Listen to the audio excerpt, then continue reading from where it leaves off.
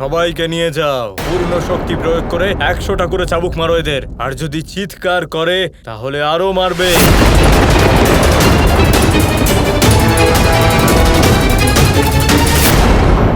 এসব কি হচ্ছে দাদা? শাস্তি। কিন্তু কি কারণের জন্য? সাধারণভাবে ভাবার শাস্তি। এই মূর্খদের আমি পাঠিয়েছিলাম আমার আর রাধার বিবাহের জন্য একটা যোগ্য স্থান খুঁজতে বলেছিলাম এদের যে আমাদের মণ্ডপ যেন বিশাল হয়। কিন্তু এই মূর্খরা কি পরামর্শ দিয়েছে আমাকে জানো? সূর্য ময়দান, সুন্দরবন। বুদ্ধিহীন কোথাকার। শতাব্দীর সব থেকে বড় বিবাহ এমন স্থানে করা হবে। মানসিকতা যদি বড় না হয় তাহলে বাস্তবায়িত হবে কি করে? এখন আমাদের এটা ভাবতে হবে যে এরপর কি করতে হবে। আরে আর কিছুই না, উৎসব পালন করতে হবে। সংবাদ এসেছে। কোনো সংবাদ পড়ার আগ্রহ নেই আমার। আর যদি এটা রাধার সংবাদ হয় তাহলে?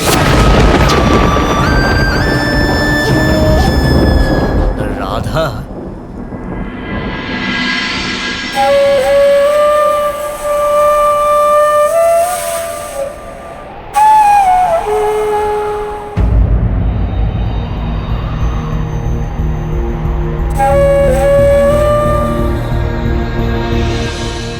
বাঁশি থেকে ঠিকমতো সুর নির্গত হচ্ছে না, আর না এই সমস্যার সমাধান খুঁজে পাচ্ছি। বুঝতে পারছি না কি করা উচিত। একদিকে মহাদেবের বরদানের মান রাখতে হবে, অন্যদিকে দ্বারকার প্রজাদের সুরক্ষার কথা ভাবতে হবে, আর তৃতীয়ত রাধা আছে, ওকে আমি কি বলি? আমার কথায় ভাবনা চিন্তা করে হংস হয়তো শান্ত থাকবে, কিন্তু যদি তা না হয় তাহলে যুদ্ধ ছাড়া আর কোনো বিকল্পই বাকি থাকবে না। আর আমি এই অবশ্যম্ভাবী রক্তপাত আটকাতে চাই।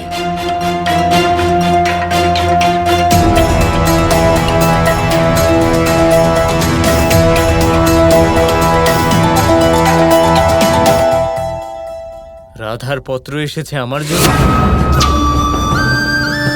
অসুর শ্রেষ্ঠ হংসকে অভিবাদন। আমি তোমার বিবাহ প্রস্তাবে সম্মতি জানালাম, আর আমি নিজেই বিবাহের সমস্ত আয়োজনের দায়িত্ব নিলাম। পরবর্তী বিষয়ে আলোচনা করার জন্য তোমাকে দ্বারকায় উপস্থিত থাকতে হবে।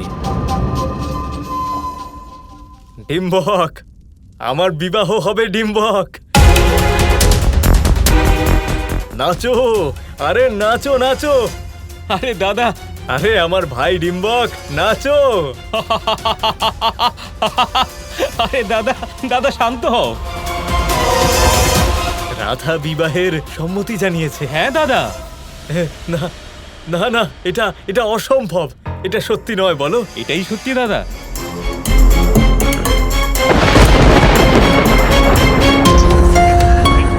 আরে এইটাই সত্যি দাদা। যেটা তুমি পড়লে সেটা, আর তোমার মুখে যে এই আনন্দের অনুভূতি দেখছি সেটাও। তাহলে আয়োজন শুরু করা যাক। আমরা সম্পূর্ণ বিধিপূর্বক বিয়ের তত্ত্ব নিয়ে দ্বারকায় প্রস্তুত হব। রথ সজ্জিত করো, ভান্ডার খুলে দাও, আমাদের সর্বশ্রেষ্ঠ রত্ন এবং আভূষণ উপহারের জন্য প্রস্তুত করো। কৃষ্ণ এখানে মধুরভাবে সাবধান করে গিয়েছিল, তাই না? এবার ওকে কটু সত্যর সম্মুখীন হতেই হবে হাসি মুখে। আমরা এবার দ্বারকায় যাব, আর ওই কৃষ্ণের সামনে দাঁড়িয়ে আমি রাধাকে বিবাহ করব, কথা দিলাম। তাড়াতাড়ি এই সব করা হোক। ঠিক আছে দাদা, আশা করি এই বিবাহের পরে তুমি শুধরে যাবে।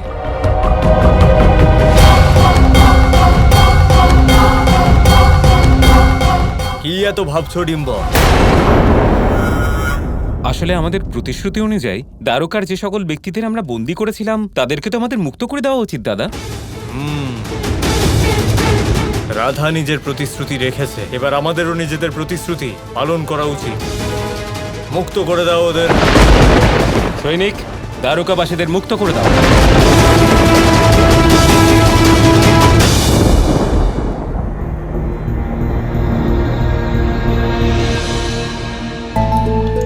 বসো। কি ভাবছো কৃষ্ণ? একজন রাজা তার প্রজার সুরক্ষার বিষয়ে ভাবছে, কিভাবে সকলকে সুরক্ষিত রাখা যায়। আর ভাবছিলাম কিভাবে তোমাকে চিন্তামুক্ত করব। কত চিন্তা করছো তুমি রাধা। করো না। এই যে হংস নামক সমস্যা আছে তার সমাধান আমি বের করব।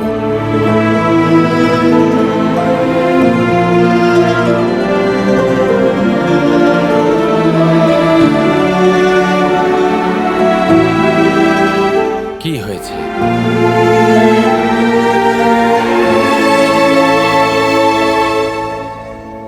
কৃষ্ণ, আমার পূর্ণ আস্থা আছে তুমি কোনো উপায় নিশ্চয়ই বের করে নেবে। তুমি একা নাও, আমি আছি তোমার সাথে। আর এই সমস্যার সমাধানও আমরা একসাথে বের করে নেব, যেমন প্রত্যেকবার করে থাকি। চলো এবার একটু বিশ্রাম করো আর নিদ্রা গ্রহণ করো।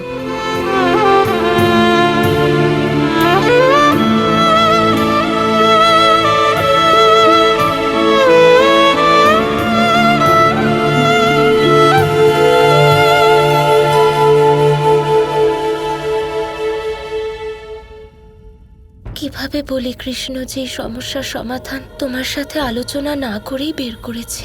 কি করি বলো? তোমায় এমন চিন্তামগ্ন থাকতে আমি দেখতে পারি না।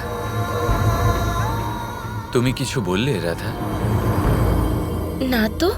এমন কেন মনে হচ্ছে তুমি এখানে কিছু একটা বলতে এসেছিলে? না, কিছুই না। যদি কিছু বলার থাকে বলে দাও। আমি একটা কথা ভেবেছি, তোমাকে বলতে চাই। কাল তুমি সভায় সময় মতো পৌঁছে যাও। এখন রাধার কৃষ্ণকে কিছু বলার জন্য রাজসভায় উপস্থিত হওয়া অবধি অপেক্ষা করতে হবে? এখানেই বলে দাও। না, এখন না।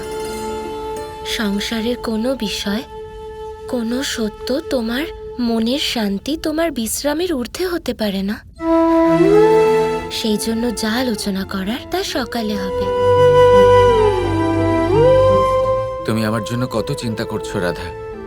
আমি বৃথাই এত চিন্তা করছি। এই হংস নামক সমস্যার কোনো সমাধান ঠিক বেরোবে।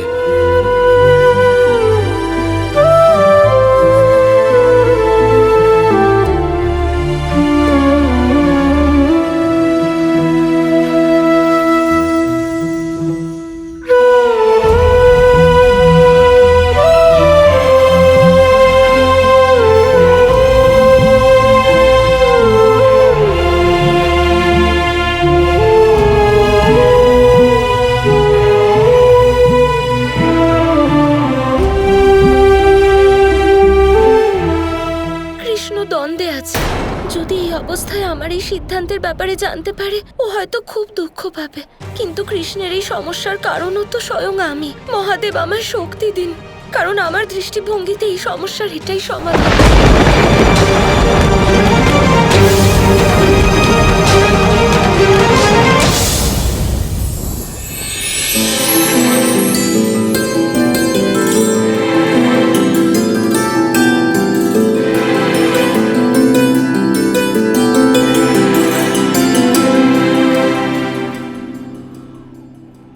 রাধারানীকে প্রণাম করো।